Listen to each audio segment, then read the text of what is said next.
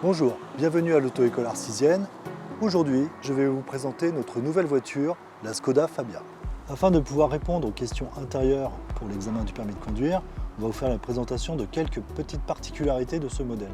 Ici se trouve la commande de réglage de hauteur des feux. Si le véhicule est chargé, on viendra régler les feux afin de ne pas éblouir les autres usagers en face de nous. Et quand le véhicule n'est plus chargé, on peut revenir à la position initiale. Ici, nous avons la commande des feux.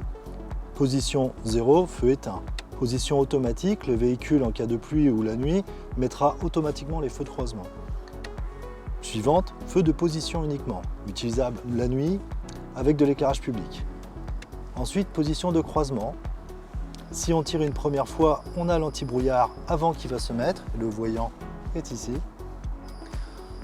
Et si on tire une deuxième fois, on a l'anti-brouillard arrière qui se mettra et le voyant est ici. Sur cette commande, quand vous avez les feux de croisement, il suffit de pousser afin d'enclencher les feux de route. Et le voyant correspondant bleu est ici. Si on tire la manette à nous, ça fait des appels de phare.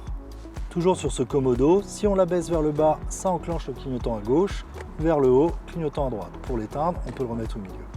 Il y a aussi sur ce commodo, ici en haut, le régulateur de vitesse. Je ne rentrerai pas en détail, on l'expliquera en voiture. Ce levier qu'on va abaisser permet de régler le volant en hauteur ou en profondeur, afin de le régler pour être confortablement installé. Ici, nous avons le commodo pour les lavages. Donc, cette partie ici explique que si je descends une fois, j'aurai un seul balayage. C'est le petit une fois. Si je monte au premier cran, donc intermittent, il pourra balayer par intermittence et on peut régler ici les 4 niveaux d'intermittence. Si je monte encore un cran, je serai en low, low qui veut dire permanent mais lent. Et height, c'est permanent, rapide, en cas de gros orage par exemple. Ensuite, si on déplace cette commande toujours vers l'arrière, on aura l'essuie-glace arrière. C'est le premier trait ici. Ensuite, si on pousse encore, on aura le lave-glace arrière, ce qui déclenchera un jet d'eau à l'arrière. Et si je veux le jet d'eau à l'avant, je ramène et je tire vers moi. Ici, nous avons la commande pour le réglage des rétroviseurs extérieurs. On va sélectionner le rétroviseur gauche, left, et après, on déplacera le joystick pour régler la glace.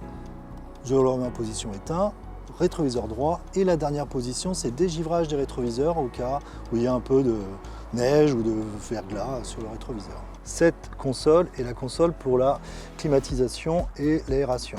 Ici, vous pouvez régler le froid ou le chaud de l'air qui sera envoyé.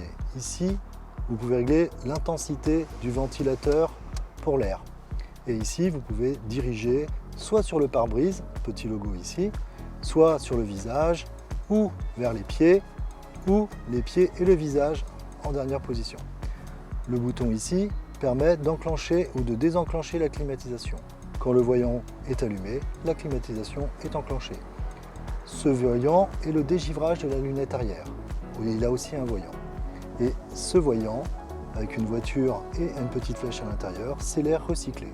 Ça permet de fermer l'air de l'extérieur quand on a besoin de traverser une zone enfumée ou à mauvaise odeur, comme un tunnel par exemple.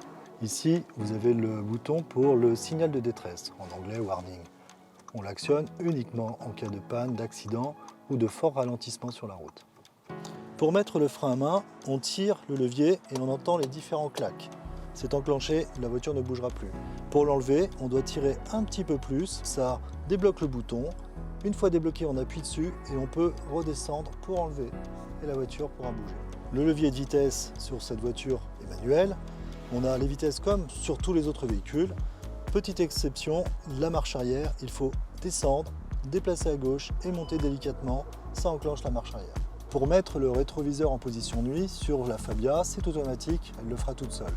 Maintenant sur d'autres véhicules, il y a une petite languette à attraper et à faire bouger afin de mettre en position nuit.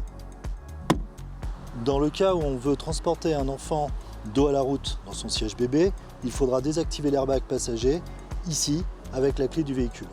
Dans la boîte à gants, vous pourrez trouver l'alcotest, les papiers du véhicule, carte grise ou carte verte, certificat d'assurance, certificat d'immatriculation, le gilet de sécurité et le constat amiable.